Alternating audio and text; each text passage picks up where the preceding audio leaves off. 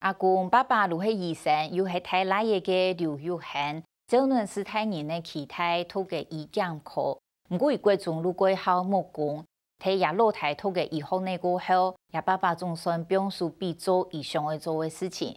退伍过后，刘玉涵是做过化学品业务，开过便利商店。不过，如唔是听表系自家嘅梦想，故所以有限路谈论师傅来学过，还去到台南学传统嘅纯设备技术。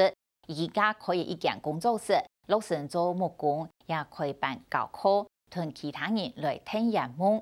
而學生嘅有醫生、技師、退休先生也到，細模嘢還卡係一般國家。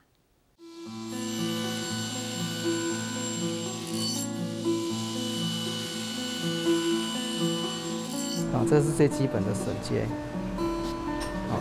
三缺榫，它就分成了3等份，一个是榫孔，一个是榫头的部分。介紹靚用板操控導師，佢係劉竹漢，47歲嘅木匠師傅，從頭用碟門也係充滿解三缺榫，係最簡單嘅。不過撒下來兩隻人榫，單牆4隻榫頭才會至6頁。那在沒有機器的工作條件之下，你要怎麼樣去用手做成這麼圓的，要慢慢一刀一刀慢慢去修，慢慢一刀去修到，差多少修多少，差多少修到有多少，那個距離都是很薄，大概都是只有0.幾米這樣子而已。詳細料、採數料，劉竹漢國中開始主動學做木匠，唔過家父下，阿公定義本水台出係醫生，阿爸係醫講師。佢就係大嘅嚟嘅，阿爸除咗 QQ， 天出去做相關嘅條路。我就說我沒有興趣，他說不行，我是老大，一定要繼承衣缽。就住機器土地資格考呢，畢業定做邊半年嘅時間，沒時期自然退休。大概半年的時間吧，媽每天的話，我們就是抽血，一天抽差不多100個人吧。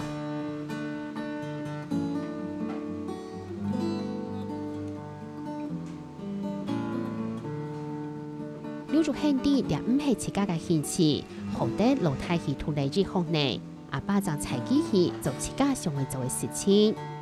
退伍過後回到新發做過化學品業務，開過青年便利商店，假料是喺一片減做中風，以後天做嘅家私掠到，還老朋友嘅夫下轉做成業品。剛開始會覺得說很喜歡，都是叮叮打打，整天拿釘槍拿着螺絲。拿電動起家，後來發現到，我有一天問我的師傅說：“師傅，以前人家的那種老建築都是怎麼做的？都不用釘子，是用榫接的。”我師傅只跟我說一句話，拿着釘槍對着我說：“沒有釘槍，他什麼都做不出來。”幫妹劉竹漢掃描查到，台南職權中心就教人選擇，所以就走去上課，了才發現，了才係幾外界。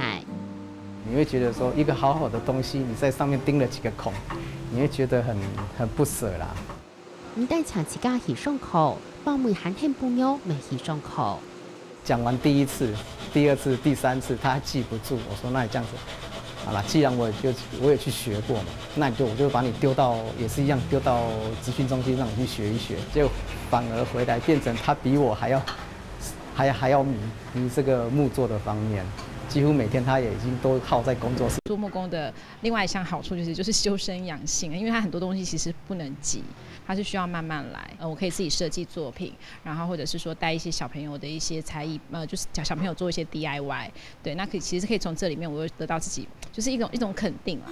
3年前，劉竹漢開了2間工作室，朋友就係老機提數最多嘅。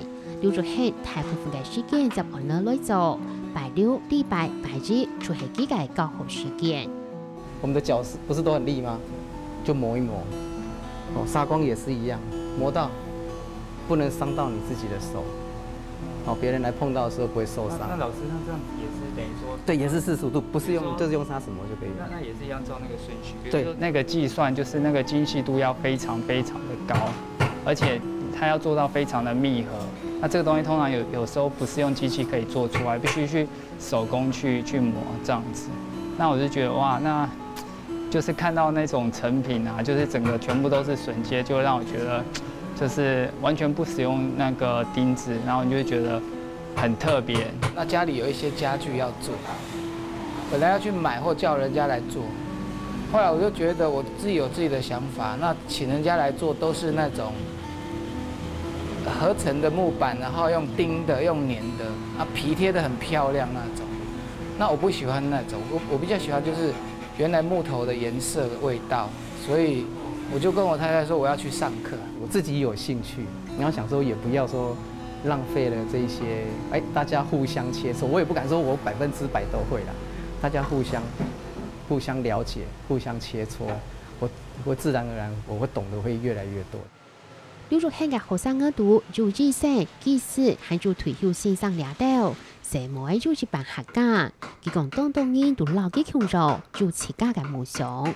我今天來這邊學一學，啊，那我想說，等到我退休之後，我就在鄉下買塊地，或者是回老家，啊，自己開一個工作室，做自己想做的東西。